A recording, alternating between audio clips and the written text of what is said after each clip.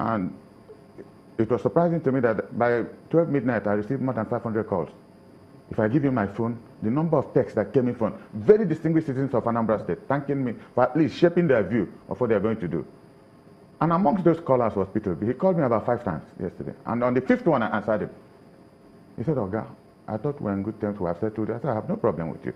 But Peter, I want to take you back to 12 years ago. And he kept quiet on telephone. I said, 12 years ago, you won a mandate in Anambra State, and it was stolen from you. And then I was chairman of PDP. We had a disagreement in government with Ngige, who was then governor. And I said, no. I had a press conference to say that you won the election. When I did that, Peter B, had I met you all my life? He said, no, sir. Only yesterday. I said, people think in this country, before you do anything, there must be something going behind the wheels. I never met you. Late Jacob Nwokolo had to take you to come to my house. And I said, is it the Peter B? I never met you. I don't want to say all that has happened. But 4 years ago, most importantly, you brought out a young man. I don't want to say how that young man, who is now governor of Anambra, came out. It wasn't Peter who brought him out. It was Victor Man who brought him out, not Peter. But the governor supported him. Oh yeah, he had no alternative because he wanted an Obaze. I don't know what his business is with the Obazes. They wanted him at that time? At that time, yes. That was his prime choice. And later he gave the Anambra North people an opportunity to bring out a candidate. They brought out a candidate whom he didn't like because of his religious inclination. I don't want to go, because Peter has split Anambra State. Unfortunately, that person wasn't the kind of candidate we would like to. But 4 years ago, most importantly, people should have asked him. 4 years ago, this was a man, a chartered accountant, rose to the rank of executive director of a bank, and Peter took him all around Anambra State to be the best presentation anybody could have. And there was little doubt about his qualification, his ability. And Peter said if he was able to manage a bank at this level, that he's confident that whatever he left behind in Anambra State, he'll be able to take care of it. One would have expected, and I was asking him this yesterday, if if Willie Obiano had not done well, why didn't you press conference, national press conference, tell Anambra people what this young man has done that has made you change your mind just after 4 years? He hasn't done it up till date? Well, to the best of my knowledge, he hasn't done it. Well, when you say that he has split Anambra State, there are those who would religiously. Oh, you know, okay. We used to be a homogeneous Christian state. Now you talk about whether you're a Catholic or you're an Anglican or you're a Pentecostal. That is where we are degenerating now, and it's unfortunate. And he started that politics. But most importantly, I asked him yesterday, or that I told him yesterday, that the time Ojukwu said he will not go for the second term, Ojukwu refused this MP to be going for a second term. A day after he went to Oka, Ojukwu went to Oka and raised, now senior advocate Emeka Etiaba, raised his hand up as a candidate for ABGA. Peter went, if I say he was crazy, it would be an understatement.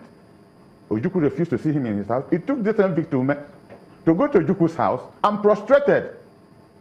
Because I called Ojukwu on telephone asking him, why are you doing this? Why did you go to Oka to raise the Emeka Etiaba's hand? He said over his dead body, that this young man has been so disappointing that I should come to his house.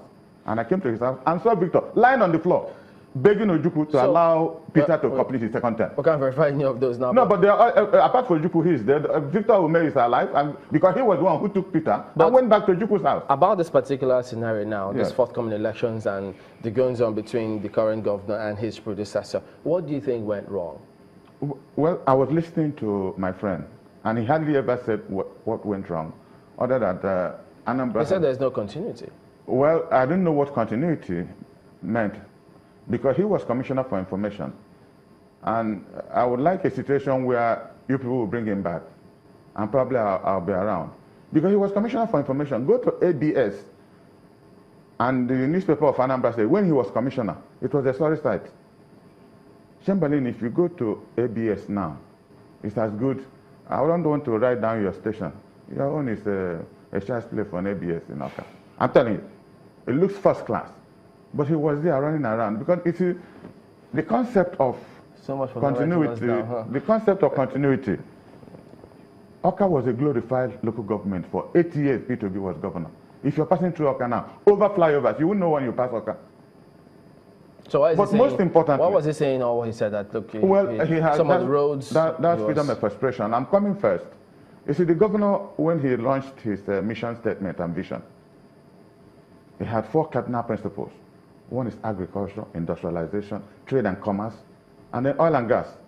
But he showed some enablers. You know, by the time Peter was governor, what was rife in Anambra State? Kidnapping, armed robbery, all our big shots, nobody came home.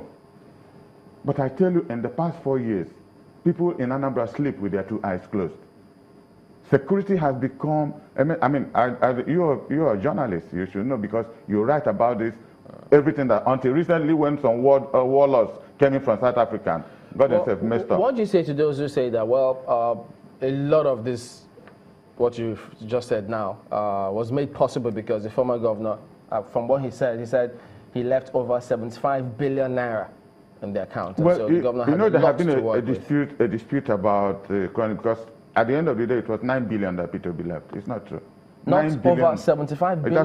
That was falsehood. 9 billion, and I would like you to invite officials of the present government and invite Peter to tell us how this 9 billion was left. Because the claim, and I saw him claiming that P2B has no property anywhere in this country. That is the greatest fallacy of the 21st century. Peter owns a company called Next International. He's probably the biggest property owner in this country. I don't talk of the big shopping mall in Abuja. His younger brother controls everything he did. Is there anyone in Anambra? Oh yes, there's ShopRite he has at Onisha. Everything about ShopRite is P2B. He annexed a land in my town through an offshore company, and he's building something there now.